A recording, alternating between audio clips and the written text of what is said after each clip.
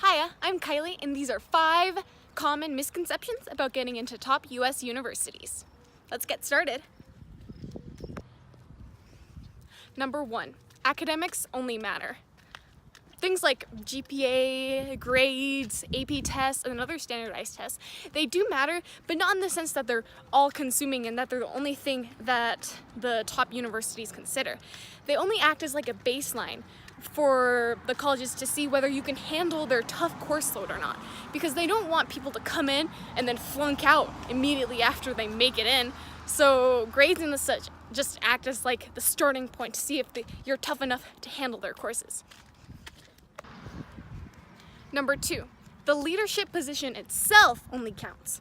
This is completely false in that it doesn't matter if you hold a position or not. For example, I don't know, student body president or president of a club or secretary or the such. The position itself doesn't matter. It's what you do with the position that they're looking for. So if you get elected to some amazing position and all you do with it is just nothing, then they'll look at it and say, why didn't she put this to use? Why didn't she use the opportunities that she was given? So if you get a position, don't just say, oh, I am so set, yes, I got the position. Actually use the leadership abilities that you have to make that position into something that's really amazing. Do something incredible with it. Change your environment for the better, and for yourself for the better too. That was number 2. Number 3, coming from a small town makes it so that I'm set to fail. That's false in that colleges look at where you're from. So if you're from some small town like I am, they won't look at you and say, oh, she didn't take 1,000,000 AP tests, so we shouldn't even consider her. No, they'll look at the opportunities that you have in your setting and see how you made use of them. So they'll also look for how you create your own opportunities too. And that's actually really good because that shows that you're proactive and a go-getter and you're able to do things. So don't just think that because you're from a town with little to no opportunity means that you have no chance. Use the opportunity that you have and then take it a step further and grow the opportunities in your environment. Make something new that will lead on for generations afterward. Do these kinds of things to show that you're proactive and persistent and dedicated, all those qualities that they look for at the top universities. Number 4, my family makes very little money. I won't be able to afford it, so I shouldn't go. I hear this a lot from a lot of my friends and family here in small town Idaho. And this can't be further from the truth. These top universities like MIT, Harvard, Stanford, Princeton, HYPSMC basically, they all have really excellent financial aid programs.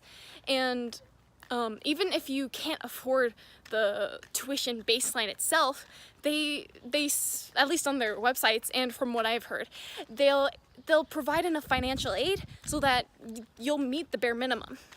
So of course you'll have to work and earn money on the side. I have to do that too. But the point is that it's not impossible to go to these colleges because of cost.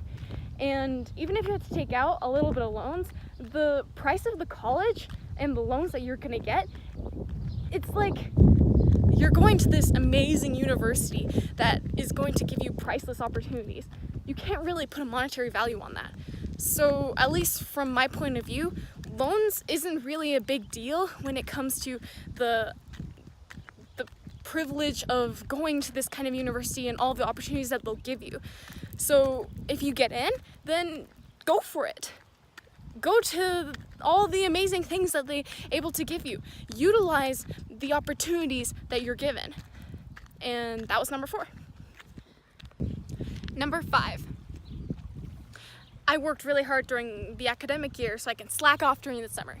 This is probably the worst one that I've heard. The summer is probably the best time to show that you really are the kind of person that they're looking for. What do you do during the summer? This is a common question asked on the Common App. Well, I don't know if it's asked on the Common App, but at least on a lot of the different college applications, that's a common question that they ask. What do you do during the summer? And so what you should do is fill your summers with something productive, whether it's working or volunteering or going to some academic summer camp or an internship. learning something, doing something, creating something, competitions, whatever you like to do. Make sure that you're doing something during the summer that's productive and that you can put on your applications, because that shows that even in your free time, you're that kind of person that they're looking for, the person that can do things, that can change the world ultimately. And that was number 5. Those are 5 misconceptions about how to get into top US universities. I hope you learned something new, and I'll see you next time. Bye bye!